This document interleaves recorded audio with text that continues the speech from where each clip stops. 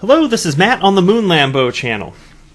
1 or maybe 2 days ago, I don't know, everything's blurring together at this point, but 1 or 2 days ago, I mentioned somewhat in a passing fashion that you can buy and sell gold on the XRP ledger.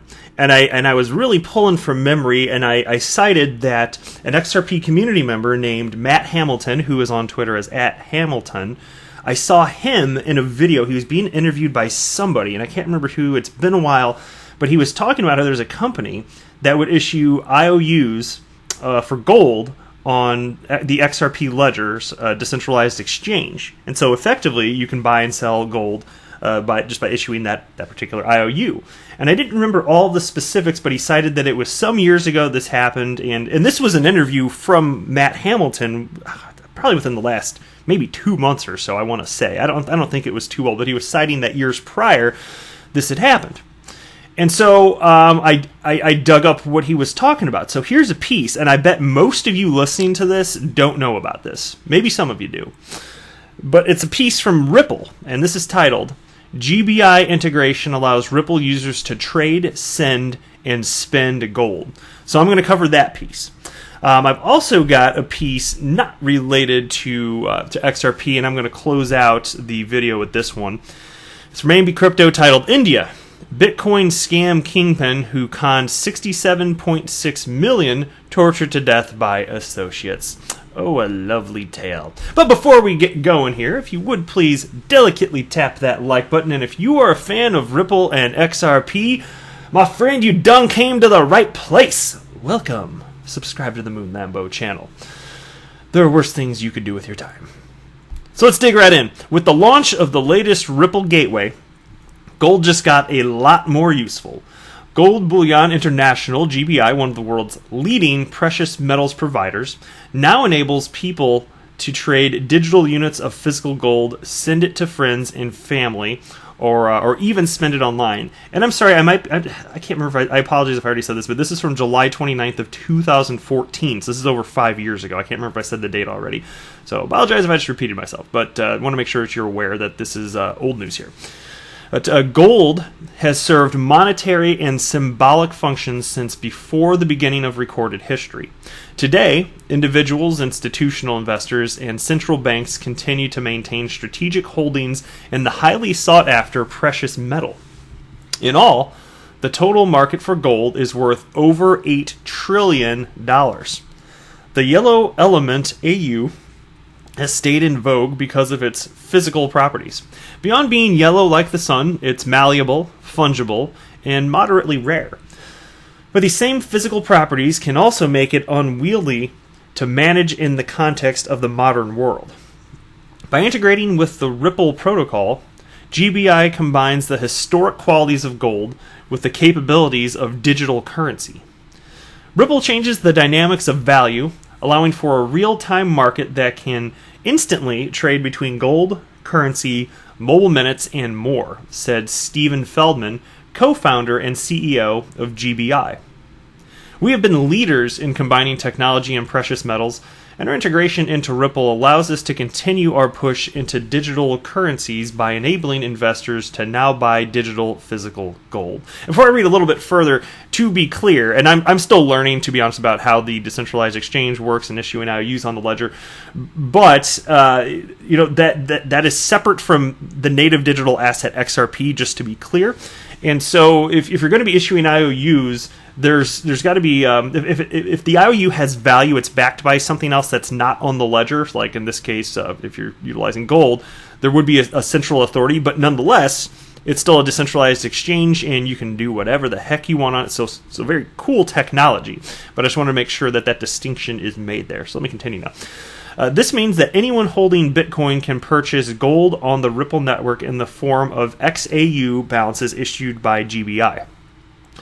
These balances are backed by physical gold deposited in secure vaults around the world in cities like New York, London, and Zurich. The firm has over $1 billion in completed transactions, providing services to a broad range of institutional customers, including Merrill Lynch. Not only can users easily send gold to friends and family, anyone can redeem their XAU balances for physical gold delivery at any time. And so again, that's why I was stating, if this is being done, even though it's not gone into that level of detail in this piece, if you're talking about redeeming actual gold, it's somebody has to be holding the gold somewhere. Moving the IOU across the distributed ledger technology, that's awesome. It truly is. But that doesn't mean that you can physically move gold just as easily as the IOU. So centralized somewhere, not that that's even a problem. This is still awesome technology, and people can utilize it or not utilize it if they see that there's value in using this. Super duper. Anyway, and then the piece ends, and thanks to the flexibility of the Ripple protocol, which seamlessly manages all necessary currency conversions behind the scenes, holders of XAU can spend their gold wherever Bitcoin is accepted, such as Overstock, Expedia, and most recently, Dell. So, cool stuff, though. Yeah. How many of you knew about that? Raise your hands. I bet most of you didn't raise your hands. I didn't know about it until very recently, so, yeah. In fact, if you knew about that prior to me bringing this up, kudos to you, because I think a very small percentage of the XRP community is even aware of this. I mean, I look into news on XRP every day, and the first I heard was when Matt Hamilton mentioned it when I saw it. Like I said, I saw that video within the last, I think, couple months or so. So, anyway. All right, check this out. You know I like Anthony Pompliano. I like Mark Yusko, too. They are the creators of Morgan Creek Digital. Well, Anthony Pompliano, every week, he puts out an update, usually 5, 6, maybe 7 really big news items of the week. And the last one on the list is always Bitcoin's still not dead, because he's a Bitcoin maximalist. He's admitted that the Bitcoin is the only cryptocurrency he really cares about. He said this on more than one occasion on television interviews.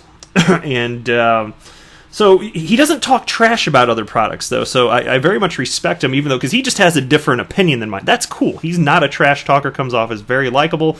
I believe he's very educated. It's just when given that, like, if I'm given the same facts as Anthony Pompliano, my opinion is going to be completely different than his. To me, I still can't wrap my head around why somebody would ever be a maximalist of any coin. There's so many indicators to point to that not being a reasonable position to have. But nonetheless, he does say positive stuff about some other projects, this and that. He's just a Bitcoin maximalist, and so. When MoneyGram, when it was officially announced that MoneyGram partnered with Ripple, he had his weekly roundup, whatever you want to call it, and this is huge news. We're talking about one of the world's largest remittance companies, MoneyGram, physically, literally using XRapid, which literally uses XRP in commercial production, moving money around the world. And he did not put that in that week. He did not put in his weekly roundup. Now, he responded later on when he was called out for it. He said, I was not aware that this was news. And okay, fair enough. I don't have a reason to believe that he'd lie about it. I don't think he's a big fan of XRP by any means. I really don't. He always says short the bankers, so that's you can imagine. But nonetheless, I'm just going to give him the benefit of the doubt, because I don't know what to, I don't know what's in his heart and mind technically. So he again. I don't know how you couldn't have picked up that news. It was all over the place. But maybe he's just so maybe he sprays himself with XRP repellent. I don't know, and then all the news just bounces off of him. I'm not real sure on that. But anyways, so there's another big news story that happened this week that I covered, which was PNC joining RippleNet. They're using XCurrent, not XRapid. But as you know, any remittance company, bank, whoever, any company that's using XCurrent is a potential XRapid customer. And PNC, they're the 8th largest bank in the United States. So this is not small news. And it has to do with blockchain. It just does. Okay, there's no getting around it. So anyway, somebody named RB wrote, "Hey, Anthony Pompliano, before you tweet your weekly crypto news, don't forget to place PNC joins RippleNet on the first place, if you would be so kind. But I guess you never heard about Ripple or XRP before, right? Have a nice day, my friend." And Anthony did respond, and he wrote, "Not sure I understand why that is a big deal or newsworthy, ? Yeah, well, God, it sounds so self-explanatory. How could it not be evident? Anyway, so RB responded, "I always knew you were not so clever, but never mind, just do it." And, yeah, here we go. Let me just skip down a little bit further. Alex Cobb wrote, "8th largest bank in the U.S. just went live on RippleNet. You missed the MoneyGram one, too, which I just cited." I don't think he responded to Alex. Let me try and expand this out here, but I don't think he did. Nope, he didn't. Let me scroll down here. Here's Eric Dedune. Look what he wrote here. Short the bankers unless they launch Bitcoin ETFs and use backed. Bang, bang. You really see nothing in a large U.S. bank getting closer to blockchain and crypto-related services. MGI wasn't material for you even though you are using crypto live, and now this? Maximalism stinks. And indeed, I don't like maximalism of any kind at all. I think it's stupid and it leads to tribalism typically. Although, again, I must admit, Anthony doesn't come off as tribal at all. He just has opinions that are markedly different than my own. So, hey, people going to think differently. I like diversity of thought. And he can be wrong all day long, and he is. There will not be one winner in the crypto space. Anthony Pompliano, a smart dude, he is wrong on this. He just absolutely is. Check this out, though. He did tweet this out. Look at this. This Week in Crypto, his little crypto roundup. This Week in Crypto. Number 1, court says Craig Wright lied. 2, Gemini joins Silvergate Network. 3, PNC Bank joins RippleNet. Well, wouldn't you know? Hell froze over and Pomp Don recognized it. Thank you, Anthony Pompliano. It was the right thing to do. And then points 4 and 5 we don't care as much about, but I'll read them. 4, Binance launches crypto and lending. And 5, Bitcoin is still not dead. Onwards. How about XRP is still not dead, and it's not going away, no matter what. So anyway, I thought it was cool stuff. All right, last piece in this video. India, Bitcoin scam kingpin who conned $67.6 million, tortured to death by associates. And as my grandpa used to say, people are no damn good. Police in the Indian state of Uttarakhand. I wasn't sure in which way I wanted to butcher it, but I just decided it's Uttarakhand. There's no way it's pronounced that. Anyway, I've unearthed a massive Bitcoin scam, which they claim is worth 485 crores INR, $67.6 million, reported TOI. The scam came to light after a man named Abdul Shakur, the alleged kingpin behind it, was murdered by his own associates for cheating them. Shakur's body was dumped in a private hospital late night on Wednesday by 5 men who fled the scene, but were later caught by the police and charged for torturing and killing Shakur. Police have also released a lookout notice for 5 other members of the gang. Dehradun SSP Arun Mohan Joshi, who is, we're going to call that guy Steve. So Steve, who is handling the investigation, said, cryptocurrency worth hundreds of crores led to the murder of Abdul Shakur. The accused, who are all members of Shakur's business team, tortured him brutally at a house in Premnagar on the outskirts of Dehradun. That led to his death. Oh man, people are just the worst.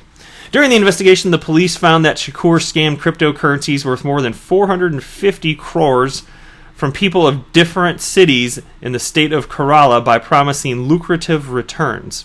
Shakur suffered heavy losses in the scam and fled the state, along with his associates. However, people who had invested in the scheme through close associates of Shakur forced the gang to constantly change locations. Police found out that Shakur was not just cheating hundreds of people who invested in his Ponzi scheme, but also his close associates. He told his team that his Bitcoin account was hacked and that he was planning on launching his own crypto token to return money to investors. However, the associates soon realized that Shakur was conning them and tortured him for the password to his Bitcoin account. SSP of Dehradun commented on the circumstances behind Shakur's death and stated, quote, all the other members started pressuring Shakur to share the password of his account, which apparently he was not willing to do so. They subsequently started torturing him, which led to his death. There are injury marks all over his body. Gross, dude. People suck. And again, as my grandpa eloquently once said, no more than once said, used to say it all the damn time, people are no damn good. You know what that makes me think of every time I say that? The rent is too damn high. Remember that guy? If you don't know who that is, do yourself treat yourself today. Once this video is over, just Google, the rent is too damn high. And there's this guy, he was running for office of something, I can't remember, it was years ago, and he created a party. It wasn't like Republican or Democrat party, it was the rent is too damn high party. And this guy was dead serious. Watch some video clips of him, you're going to have a good time. Alright, that's it for this video. I am not a financial advisor. Do not buy or sell anything because of anything that I say or write. That would be a very, very, very bad idea. Until next time, to the moon, Lambo!